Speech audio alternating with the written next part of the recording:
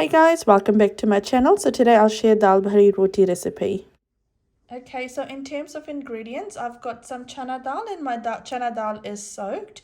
Now you can use matar dal if you want to, and you don't need to soak your dal because we will be cooking it anyway. We will be boiling it.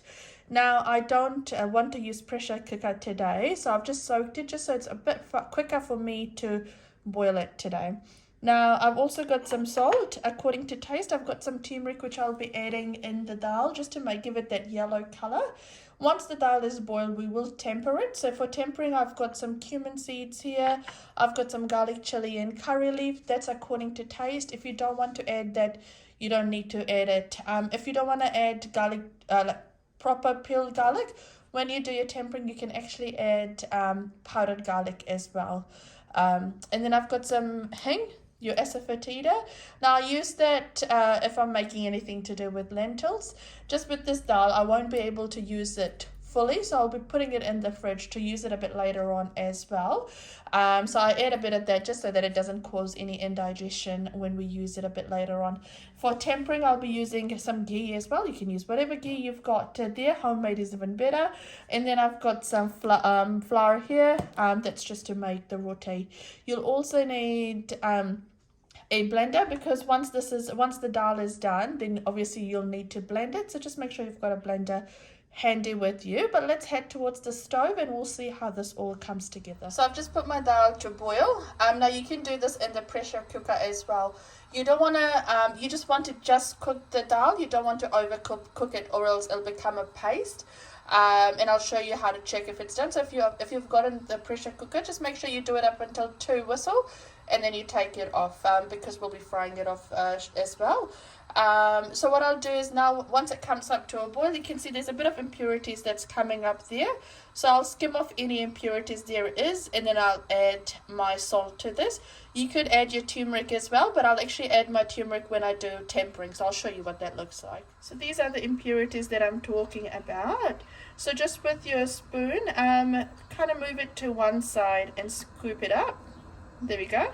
And discard this. Now you won't be able to take all of it off, and that's absolutely fine. Just try and take as much as you can.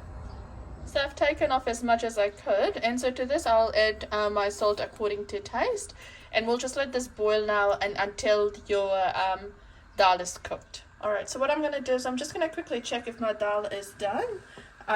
You don't want to overcook it, because if you do, then it'll become a paste when you blend it. So I've just taken a dal and I'll just kind of squish it, and it looks like it is done. There's no resistance to it, and to me it looks like it's done as well. So all up, because my dal was soaked, this has taken me about 20 minutes just to boil it and come to this stage.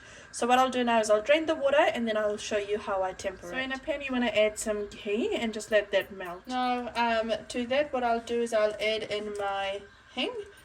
So just add a bit of that. Perfect, that looks good. So to that I'll add in my curry leaf, my garlic, and my chili.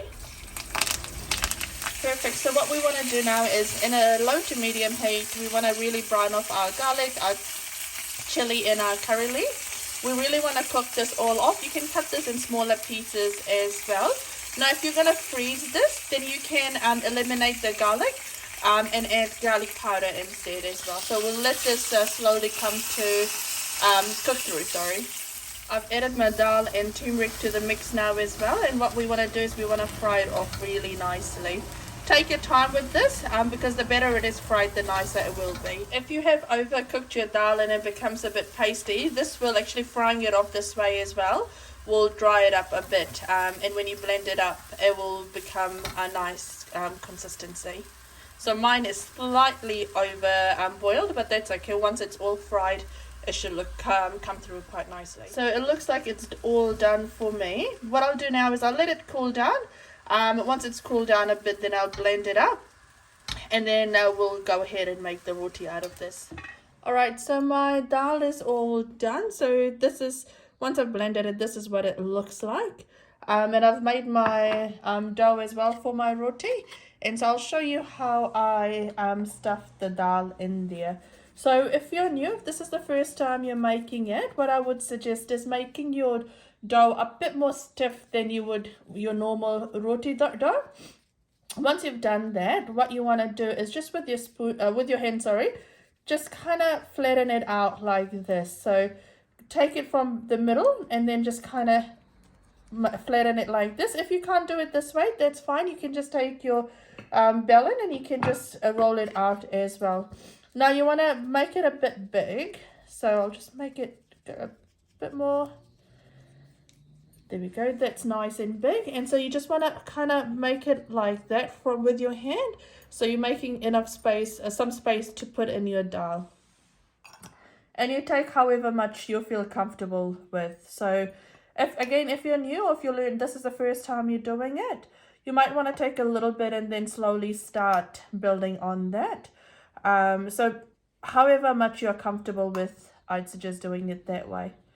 Have some some atta just on standby, just in case when you're rolling it out, it starts splitting. So that way you've got your, oopsie, this is a bit fiddly here. I did one and it was fine. And, you know, again, I'm no expert. I just kind of follow my mum's recipes or recipes that's been passed down to me. But what I'll do is with my thumb, I'll just kind of keep on squeezing it in and I'll just try and shut it. There we go. And that's nicely done. And then I'll just, with my hand, just flatten it so that this opening is nicely closed. There we go, that's all done. And you can just put that on the side and continue making your dough. So I'll continue making the loy. So I'll continue the way I've done it, and then I'll make it into roti. So it is a bit of a messy job, but you can get your family involved in this, or you know, with experts, they'll probably do it really quickly. Our family likes to have a lot of dal in there, so that's why it becomes a bit fiddly for me. But you can, by all means, just add a little bit, and that's absolutely fine as well. So I'll continue doing this, and then I'll show you once I start rolling it out. Okay, so I'll show you how it's done. So I'll take this, and then I'll just kind of make it a bit more bigger. So this side is where we've sealed it when we put in our dal. So we'll put that side down, and then we'll just roll it out. And roll it out as big or as small as you can. And don't be afraid if it, you know, like if there's a bit that sticks out and all that stuff. So there we go. Concentrate on the sides just to make it a bit thinner. Here we go. My rotis are always quite big anyway, so there we go. That's all done. And I'll put that by the tawa. So there's a bit that's come out, and that's absolutely fine. So let's head towards the tawa now. Okay, so we'll put it down, and there we go. And you just want to cook it in low to medium heat, because you want it to brown off really nicely. So just leave it there and let it slightly brown off. So what I'll do now is I'll just flip it around. So there we go. And we'll cook the other side now. So dal roti tastes really nice with a bit of ghee, so we'll add a bit of ghee to this, however much you want to as well. Remember, this is a treat roti, so we don't obviously cook it all the time, so you can add a bit of ghee if you want to. Alternatively, what you can do is, if you want to make it a bit more healthy, is you can add almond oil to this as well. So I'll flip that, and this side is nicely cooked, and we'll cook the other side again, and we'll put a bit of ghee on this side as well. There we go.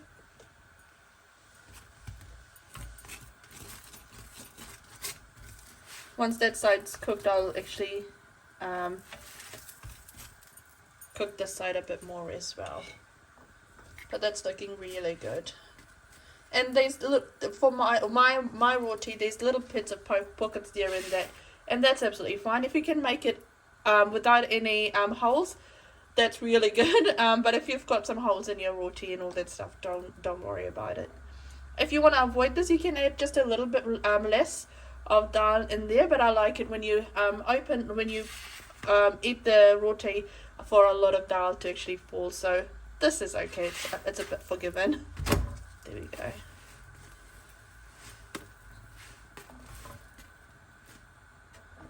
And that's all done. That's my dal roti done. There we go. There we go. That's all done. You can see The rotis are nice and soft, and it's just packed loaded with all the dal in there. Now, if you like my channel, if you like watching what I'm posting, feel free to like, share, and subscribe, and do let me know what else you guys want me to post. Take care, guys. Bye.